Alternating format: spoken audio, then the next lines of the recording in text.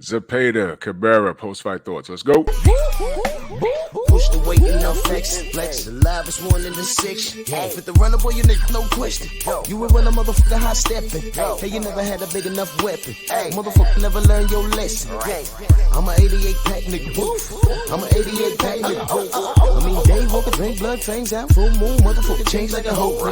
I'm just a nigga from the hood trying to stack a little cheddar for the money. Drew Titan Bronx on deck. Shout out to the mighty LDBC. This was a fun fight while it lasted. This was the main event. And it didn't disappoint. Didn't go the distance, of course. Zepeda was favored going in. For those of you that don't remember who Cabrera was, I'm gonna tell you exactly who he is. And I'm gonna tell you when he impressed me. Cabrera, you might remember him. His only loss was to Isaac Pitbull Cruz. And in my opinion, that was on the undercard of Bud versus Errol. And I was there live for that fight, and I'm watching it, and I'm like, this dude, he's outboxing Isaac. I felt he won the fight, but whatever, it is what it is. Very awkward style. He's one of those weird dudes that when he punches, he don't have his feet up under him, and he has a very solid chin. He really does.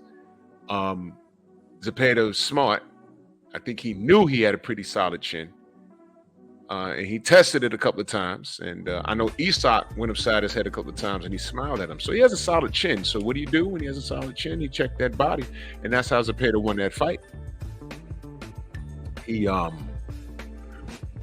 got him out of there with 2 liver shots, man, and it was a thing of beauty.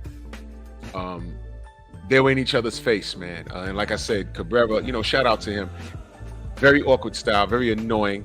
If you're fighting him, very annoying. What I mean, I'm not trying to disrespect him, but I'm saying, it's very annoying to fight against a guy that he's throwing awkward punches. His feet ain't under him. It's just weird. And he was prepared, but he just got caught really good at a really good spot. If you watch the replay of the fight, you'll see what I'm talking about. Zepeda, I think he gave up trying to outbox this dude. Well, I don't think he tried to outbox him. He tried to walk him down, but Cabrera's no sucker. He met him in the pocket and exchanged with him. It was high action for as long as it lasted. I think it ended in round 3 or 4. I forget, just that fast because it just ended. But here's what I didn't like from either fighter. They can be found. And shout out to Zepeda, but he can be found. He eats punches. And they're saying he's a major player at 135. They interviewed Oscar De La Hoya before the fight. And they mentioned Shakur. And I was looking at both of them, and I'm saying, Shakur got a fight coming up. The Oshaki Foster fight just ended. They didn't announce it yet, but it looks like it was a clean sweep for Oshaki.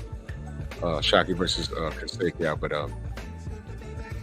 granted, if Shakur wins tonight, which people saying he should, I was saying to myself, neither one of these guys have the style to catch Shakur.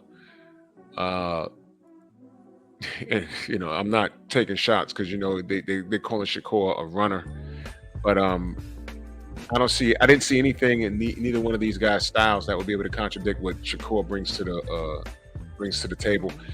Cabrera lost. He was stopped. Those liver shots really did hurt. I thought he was going to get up, but once the ref went to 8, he just stared at him. I said, "Ooh, I think he's choosing not to get up," and he didn't. Zepeda, now, same thing. Hard nose in your chest, throwing punches. He has some decent, respectable power, but Shakur's not going to do what Cabrera did. Then again, here's my disclaimer, ladies and gentlemen. This is boxing. How many times we saw fighters get in there and do the opposite of what we were used to seeing them do. It's a very, very strange game. So Zepeda won. Salute to him. Oscar said he would love, because very important.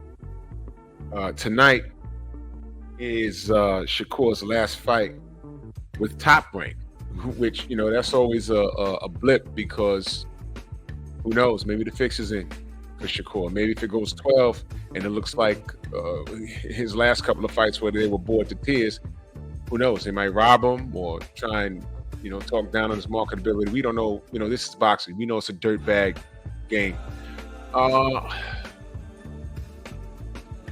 but I don't think, I know this is a played out thing to say, but the eye test, I don't see Zepeda competing with Shakur. I think Shakur will box him beautifully for 12 rounds.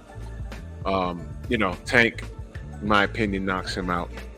I could be wrong. It's boxing, ladies and gentlemen, But his style plays right into these guys. Tank, I believe he'll pick them apart in the pocket. Try saying that 3 times fast. Pick them apart in the pocket. Pick them apart in the pocket. Yeah, just try that. That's your little assignment from this live. Shakur will just outbox this fella.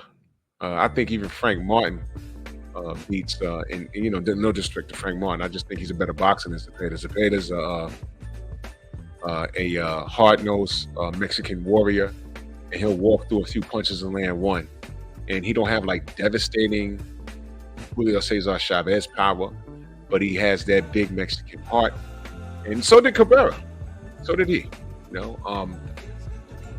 Zepeda is made to order for the top tier guys at 135. But he's in a position to get one of those big fights. So based off of what Shakur does tonight, Oscar's going to make a push for that. Oscar might try and sign Shakur after tonight, depending on if he's successful or not. But this was a pretty good fight. It was fun to watch, fan-friendly. And yeah, I'm not disappointed at all. So y'all let me know what y'all think. Bronx on deck.